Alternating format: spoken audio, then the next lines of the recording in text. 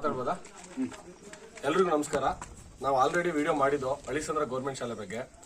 Already Facebook ಅಲ್ಲಿ upload ಮಾಡಿದ್ದೀನಿ. ನಾವು ಏನಂದ್ರೆ ಹಳಿಸಂದ್ರ ಶಾಲೆ ಗೌರ್ಮೆಂಟ್ ಶಾಲೆ LKG ಇಂದ 10th ತನಕ ಸ್ಟ್ರೆಂತ್ ಕಮ್ಮಿ ಆಗಿದೆ.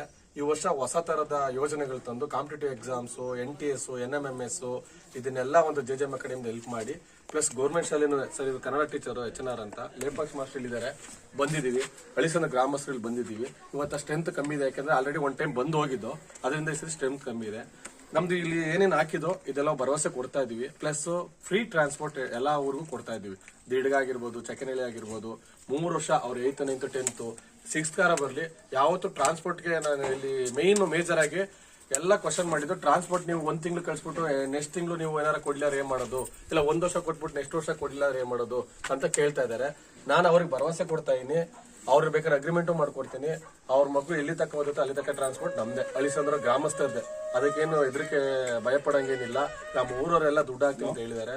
ಎಲ್ಲ ದುಡ್ಡು ಸೇರಿ ಆ ಟ್ರಾನ್ಸ್ಪೋರ್ಟ್ ವ್ಯವಸ್ಥೆ, ಈ ಕಾಂಪಿಟೇಟಿವ್ ಎಕ್ಸಾಮ್ಸ್ ಹೇಗ್ ಮಾಡಬೇಕು, ಆಮೇಲೆ ತಪಸ್ಸು ಸಾಧನ, NTS, NMMS ಅಂತ ಇದೆ. ಇದು ನಿಮ್ಗೆ ಗೊತ್ತಿದೆಯೋ ಗೊತ್ತಿಲ್ಲ, ಇದನ್ನೆಲ್ಲ ನಾವು ಇಂಪ್ಲಿಮೆಂಟ್ ಮಾಡ್ತಾ ಇದೀವಿ. ಯಾಕೆಂದ್ರೆ ಗೌರ್ಮೆಂಟ್ ಶಾಲೆಯಲ್ಲಿ ಓದೋ ಮಕ್ಕಳುಗಳು ತುಂಬಾ ಹಿಂದುಳಿದಿದ್ದಾರೆ. ಅವ್ರನ್ನ ಉನ್ನತ ಸ್ಥಾನಕ್ಕೆ ತಗೊಂಡೋಗ್ಬೇಕು ಅಂದ್ರೆ ಇವೆಲ್ಲ ನಾವು ಮಾಡ್ಲೇಬೇಕು. ಅದನ್ನ ಗ್ರಾಮಸ್ಥರು ಮತ್ತೆ ಎಲ್ಲ ಸೇರಿ ಮಾಡ್ತಾ ಇದೀವಿ. ಇವ್ರಿಗೆಲ್ಲ ಹೇಳಿದೀನಿ. ಮೇಡಮ್ ನಿಮ್ಗೆ ಇದು ಇಷ್ಟ ಆಗಿದ್ಯಾ? ಆದ್ರೆ ಅವ್ರು ಕೇಳಕ್ಕೆ ಅವ್ರು ಏನಂತ ಹೇಳ್ತಾ ಇದಾರೆ ಅಂದ್ರೆ ಖುಷಿ ಪಡ್ತಾ ಇದಾರೆ ಕಳ್ಸಕ್ಕೆ. ನಮ್ಗೆ ಅದೊಂದು ಖುಷಿ. ಎಲ್ಲರಿಗೂ ಒಂದು ಧನ್ಯವಾದ ಹೇಳ್ತೀನಿ ಸರ್ಗೆಲ್ಲ. ಯಾಕಂದ್ರೆ ಸಪೋರ್ಟ್ ಮಾಡಿದ್ರೆ ಗೌರ್ಮೆಂಟ್ ಶಾಲೆ ಉಳಿದಲ್ಲ, ಸಪೋರ್ಟ್ ಯಾರು ಮಾಡ್ಲಿಲ್ಲ ಅಂದ್ರೆ ಹೆಂಗ್ ಉಳಿತಾರೆ ಗೌರ್ಮೆಂಟ್ ಶಾಲೆ? ಅಮ್ಮ ನಮಸ್ಕಾರ. ನೋಡಿ ಇವರು ಬಂದು ಸೇರ್ಕೋತೀನಿ ಅಂತ ಇದಾರೆ, ನನಗೆ ಅದು ಖುಷಿ ಆಗ್ತದೆ.